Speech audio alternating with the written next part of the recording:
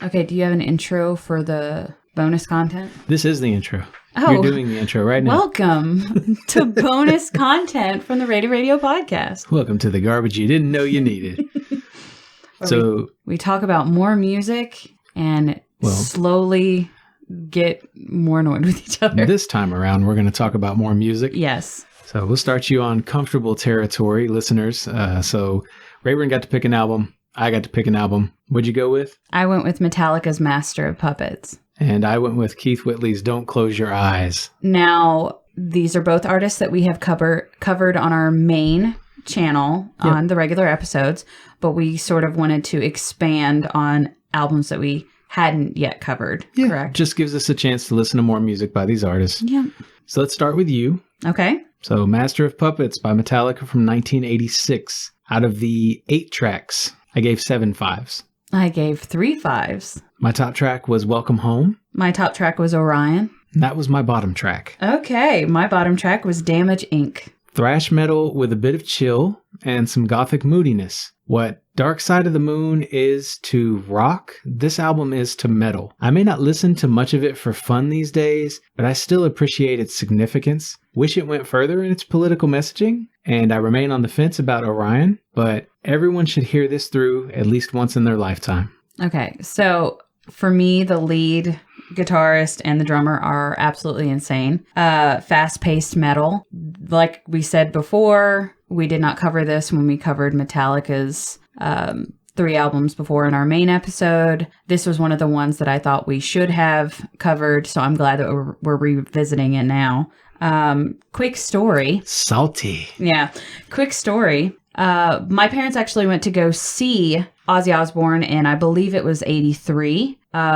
Metallica opened for Ozzy at the time, and they were actually booed off the stage. This was at the Fort Worth Tarrant County Convention Center.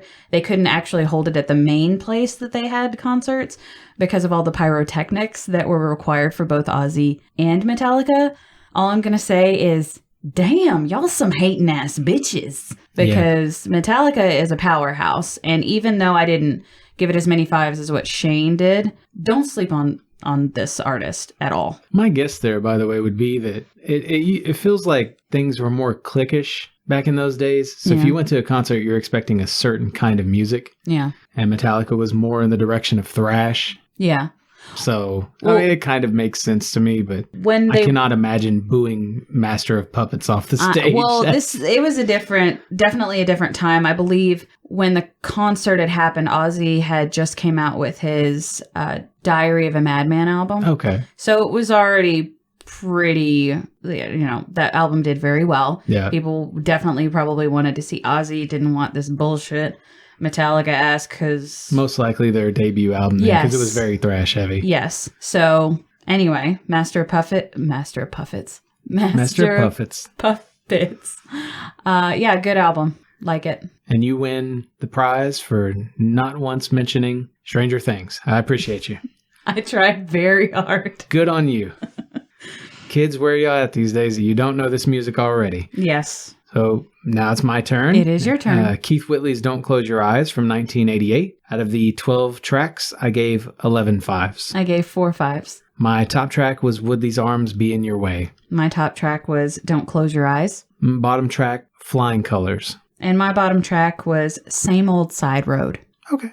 I'm actually not mad at that. Okay. Good. I'm glad. I could see a lot of people not loving that song. Okay. So, for what it's worth. I will say an honorable mention for When You Say Nothing at All for a top track. Yeah. Very hit heavy. Yes.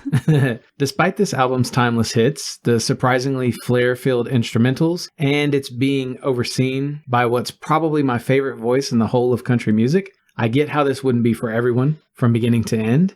Plenty of the lyrics feel trite, some choruses lack pizzazz, and it's mostly made for people listening in a honky-tonk. It also has some odd mixing or questionable placement of songs from track to track. I love it quite a bit, but I know this one's got its faults. And I want to go ahead and mention that I remixed it as a playlist on Spotify, just like I did with Pink Floyd's Division Bell. Mm-hmm.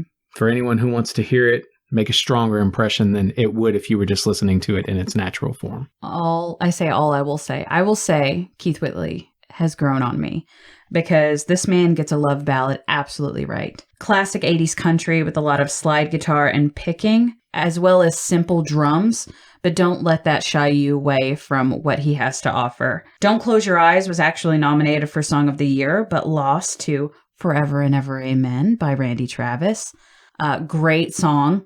Again, but Don't Close Your Eyes is definitely a good one. I actually grew up listening to I'm No Stranger to the Rain. Yeah. I had no idea this was Keith Whitley. It was really tough not to say that was my top track, by the way. It's a great song, but it literally embedded in my brain is my dad, I'm no stranger to the rain. And I had no idea that I knew more Keith Whitley than I even before us covering it on our main episode. You ever get drunk by yourself? Do I? Yeah. I have. Have you? Yeah, I guess. Absolutely. I literally probably a month ago. Actually, it was the weekend before Valentine's Day. Or even if we just pretend like you're in a crowd, but you're drunk and you're just kind of in your own zone, thinking your own thoughts, that you can get in a drunk sometimes where you're like feeling real heavy emotions. Like you got that bleeding love thing going on, or it's like you're reminiscing and like you feel your childhood again sort of thing happening. Yes. You can tell his music really reflects that he was that alcoholic who made this kind of music, because that's where it takes me. Yeah. Every time. Anyway. Who won for you? I mean, you had 7, I had 11. So, but I'm not mad at either one of these. The averages were pretty close, and I like both of these albums. If you were following along, I actually gave Keith Whitley more 5s. That's genuinely surprising to me. So, yes, I may have just been a sad bastard this past week when we covered it, but Keith Whitley hit me. Hit me in all the right spots. I guess you have been in a pretty down state. It's perfect time to listen to Keith. So I have a whole new appreciation for Keith Whitley. I also have a whole new appreciation for Bighorn Apple Whiskey. Yeah, it's good stuff. And that's the first bonus of the season. We'll see you good folks in 2 weeks to talk about Weezer, Blink-182. Hope you're enjoying being subscribed, and we'll get that next bonus out to you between the next 2 main shows, right? Yes. We'll see you guys next time. Do you need an official dismount? No, that's fine. Are you sure? I stuck it. Yeah, you did.